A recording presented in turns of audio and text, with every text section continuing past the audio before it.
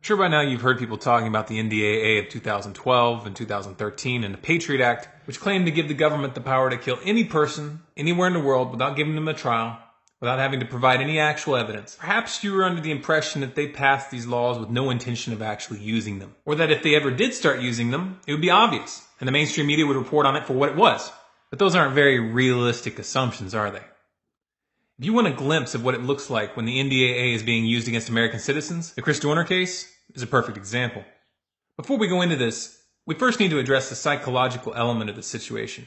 These kinds of events, which involve blatant deception on the part of the government, are highly polarizing. It separates those who are willing to look at reality from those who are so attached to the religion of the state that they attack anyone who dares to call its intentions into question, as if they were heretics. What's most disturbing about this polarization is that by all appearances, those defending the official stories put forth are willing to swallow more and more blatant lies. It's very reminiscent of the psychology of the population depicted in Orwell's 1984, who accepted daily reversals in the official government propaganda without so much as batting an eye. Those who are emotionally committed to defending the state at all costs in America today are not far from reaching this level of conditioning. Now, whatever your take on the information that I'm about to present here may be, it should be clear that the very existence of the NDAA inherently opens up these kinds of questions. You give a government that kind of power, and you gotta be a special kind of stupid to think that they're never gonna use it someday. This case isn't just about Dorner. It's about setting a series of precedents and conditioning the public for a new normal, where drones are used to hunt fugitives within the country, where massive police checkpoints are established all across the country searching random vehicles without warrants, and where hundreds of house-to-house searches were performed with no probable cause and with no warrants issued, and where a flimsy story is presented to explain how a suspect that's been labeled a domestic terrorist is killed before he can have his chance to stand trial. This is just a glimpse of what's coming to America. We've been warning you about this for years, and now it's finally rolling out. If the American people accept this precedent, if they accept this trial run, it's only going to expand from here. Mark my words, this is just the beginning. Now, the simple fact of the matter is that we will probably never know the full story of the Dorner case. There isn't going to be a legitimate investigation. The mainstream media isn't going to do any real journalism. Most importantly, Dorner isn't going to get to give his side of the story, because dead men tell no tales. It was obvious from the very beginning of this manhunt that Dorner was wanted dead, not alive.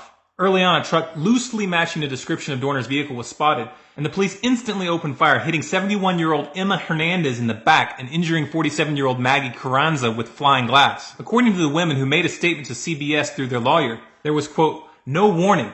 There were no orders, no commands, just gunshots. Think about this for a second. They opened fire without even taking time to verify that the occupant of the vehicle was a man. From that point on, it was clear to many of us that Dorner was never going to stand trial. Why is that exactly? Could it be that they didn't want him to tell his side of the story? Now, I'm sure you've all heard about this manifesto that Dorner supposedly wrote, and this is being presented to the public as the primary evidence of his guilt. But what real evidence do we have that he actually wrote it? How hard is it to type up a document and put it out in someone else's name? It's not that hard at all. But we're just supposed to take LAPD's word on this, even though the background story here is that Dorner had come forward exposing corruption inside of the LAPD. Could it possibly be that he was being set up? And these are obvious questions, but they're not being asked at all by the mainstream media.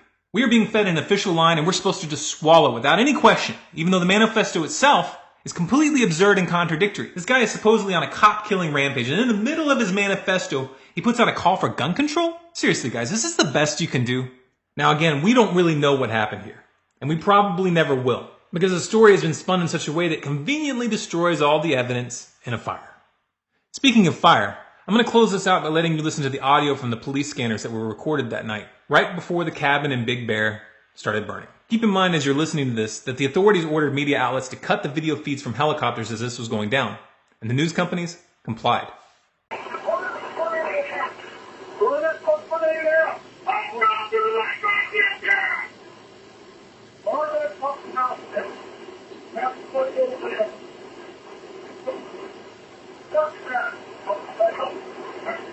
I don't know.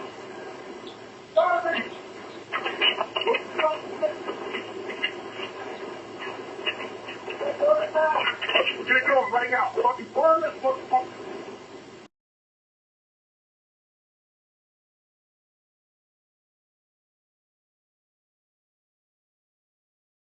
For more videos like this, subscribe to Storm Clouds Gathering on YouTube. For updates, bonus content, and to influence future videos, follow us on Facebook at facebook.com/stormcloudsgathering. Our Twitter handle is Collapse Updates, and our website is stormcloudsgathering.com.